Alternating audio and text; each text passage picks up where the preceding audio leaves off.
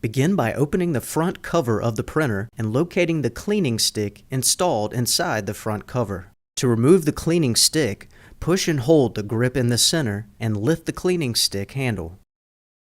With the cloth tape on the end of the stick facing up, carefully insert the stick into each of the 4 holes to properly clean the dust-proof glass.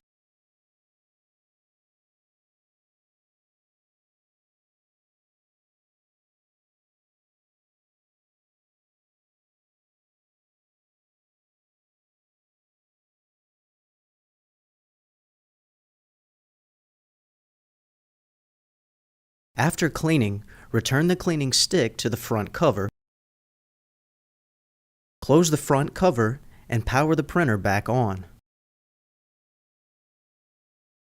Open the front cover and remove the dust container located in the bottom right-hand corner. To empty, flip the container over and gently tap the back, emptying the toner dust into a waste container for disposal. Once finished, reinsert the dust container into the printer and close the front cover.